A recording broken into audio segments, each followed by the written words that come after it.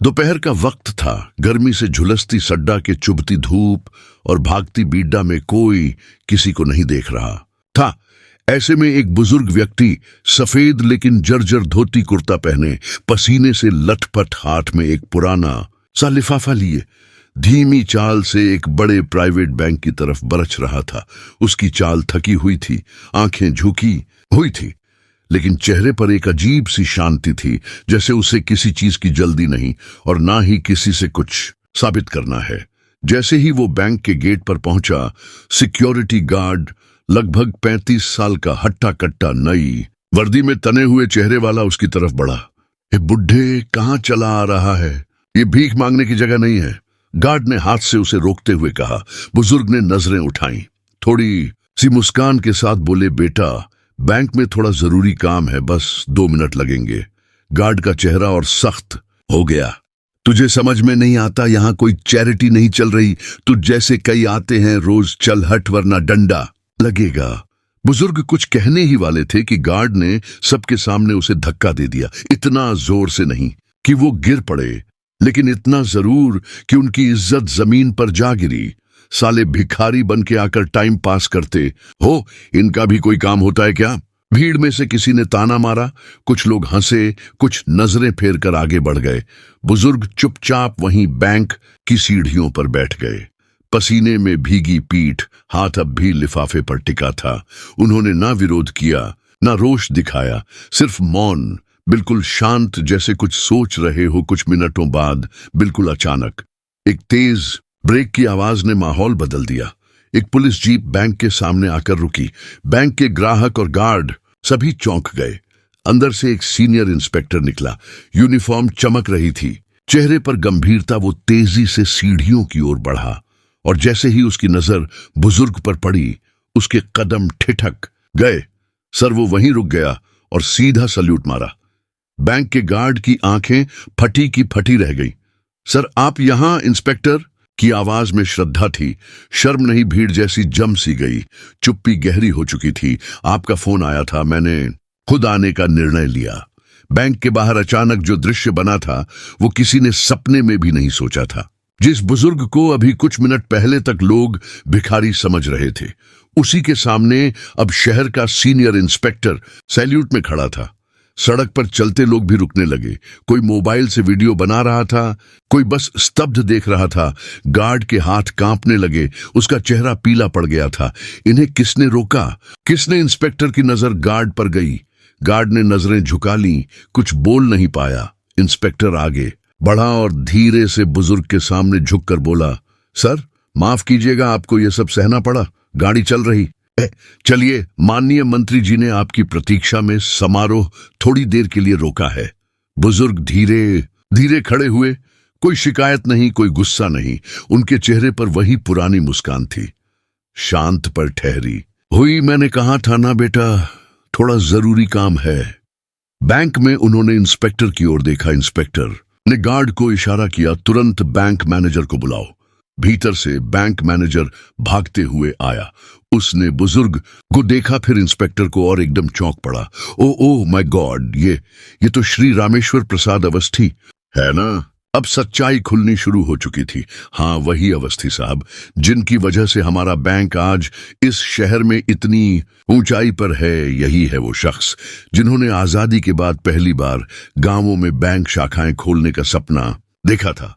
और यही है वो जिनकी पेंशन आज भी इस बैंक की सबसे पुरानी वीआईपी लॉकर अकाउंट में आती है। बैड अब समझ चुकी थी कि जो बुजुर्ग सीढ़ियों पर बैठा था, वो कोई मामूली आदमी नहीं, बल्कि देश की नीतियां गढ़ने वालों में से एक था। मैनेजर एकदम घुटनों पर झुक गया। सर मुझे माफ कर दीजिए, ये हमारी बहुत बड़ी गलती थी। रामेश्वर जी ने उसके कंधे पर हाथ रखा। गलती तुम्हारी नहीं बेटा, सोचने के तरीके की है। आजकल लोग कपड़े देखकर इज्जत बांटते हैं। बस मैं यही देखना चाहता था कि जमाना कितना बदला है। इंस्पेक्टर ने कहा, सर्च। चलिए, पुलिस गाड़ी तैयार है, मंत्री जी खुद आपको रिसीव करना चाहते हैं। रामेश्वर जी ने सिर हिलाया, फिर धीरे से उस लिफाफे को मैनेजर को पकड़ाया। मेरी पत्नी की दवा के लिए पेंशन निकालनी थी, अब कोई जल्दी नहीं है। पहले जरा इस नई पीढ़ी को एक बात समझानी है। बैंक में अब कोई हलचल नहीं थी, सिर्फ शर्म और सम्मान का मिश्रण। बैंक के दरवाजे पर अब माहौल पूरी तरह बदल चुका था। जहां पहले उपेक्षा, हंसी और अपमान था, अब वहां सन्नाटा, शर्मिंदगी और आत्मघलानी थी। गार्ड जिसने थप्पड़ मारा था अब ठिठका खड़ा था। उसके हाथ आपस में बंधे थे। आंखों में डर, शर्म और पछतावे का सैलाब था। बुजुर्ग के चेहरे की शांत मुस्कान ने उसके दिल में गिल्ट की गूंज पैदा कर दी थी। सर, गार्ड की आवाज कांप रही थी। मुझे माफ कर दीजिए, मैंने आपको नहीं पहचाना। रामेश्वर जी ने उसकी ओर देखा, ना गुस्से की लकीर, ना तिरस्कार, बस वही नजरें जो जैसे दिल की गहराइयों तक उतर जाए। बेटा, उन्होंने कहा, गलती तो हो गई, लेकिन जिंदगी तब सुधरती है जब इंसान अपनी गलती को पहचान ले। आपका एक थप्पड़ मेरे शरीर पर नहीं पड़ा, वो उस सोच पर पड़ा जो इंसान को कपड़े से आंकती है। गार्ड की आंखें भर आईं। भीड़ में कई लोगों की पलकों पर भी नमी तैरने लगी थी। बैंक मैनेजर ने तुरंत एक कुर्सी मंगवाई। सर, कृपया अंदर आइए, वीआईपी कक्ष तैयार है, आपकी पेंशन भी निकाल दी गई है। लेकिन रामेश्वर जी ने सिर हिला दिया। नहीं, आज मुझे बैंक में नहीं बैठना। आज मैं उस सीढ़ी पर बैठूंगा जहां मेरी असली पहचान हुई। इंस्पेक्टर ने कदम आगे बढ़ाए। सर, हम आपको सरकारी सम्मान समारोह में ले चले, वहां सब आपका इंतजार कर रहे हैं। चलेंगे बेटा। रामेश्वर जी मुस्कुराए, लेकिन उससे पहले एक छोटा सा भाषण तो बनता है। उन्होंने सीढ़ियों पर खड़े होकर चारों ओर नजर डाली। बैंक के कर्मचारी, गार्ड, ग्राहक और राहगीर सब खामोशी से उनकी तरफ देख रहे थे। मैंने जिंदगी में बहुत कुछ देखा है, उन्होंने बोलना शुरू किया, पर सबसे खतरनाक चीज है आंखें होने के बावजूद देख न पाना। हमने सम्मान को कपड़े, इज्जत को गाढ़ी और आदमी की हैसियत को मोबाइल के मॉडल से मापना सीख लिया है। लेकिन सच्चाई यह है कि असली लोग चुप रहते हैं। उन्हें शोर मचाने की जरूरत नहीं होती, उनकी खामोशी ही गूंज बन जाती है। भीड़ अब तालियों से गूंज उठी। रामेश्वर जी का छोटा सा भाषण, जो उन्होंने बस यूं ही एक सार्वजनिक सीढ़ी पर खड़े होकर दिया था, वो अब सोशल मीडिया पर वायरल हो चुका था। वीडियो में बुजुर्ग की शांत आवाज, ऐसे शो का सलाम और गार्ड की शर्म से झुकी नजरें, सब कुछ लाखों लोगों ने देखा, शेयर किया और उस पर टिप्पणी की, कभी किसी को छोटा मत समझो, शायद उसने तुम्हारे लिए कभी बड़ी लड़ाई लड़ी हो। इंसान की कीमत उसका पहनावा नहीं, उसकी सेवा तय करती है। कभी किसी बुजुर्ग को नजरअंदाज मत करो, शायद वो इतिहास का गवाह हो। इधर बैंक प्रबंधन ने भी तुरंत एक प्रेस कॉन्फ्रेंस की घोषणा कर दी। रामेश्वर जी को लाइफ टाइम ओनरशिप अवार्ड देने की बात कही गई और गार्ड को भी सार्वजनिक रूप से माफी मांगने का मौका दिया गया। समारोह में जब उन्हें मंच पर बुलाया गया तो सारा हॉल खड़ा हो गया। तालियों की आवाज इतनी थी कि कुछ देर के लिए माइक भी बेअसर लग रहा था।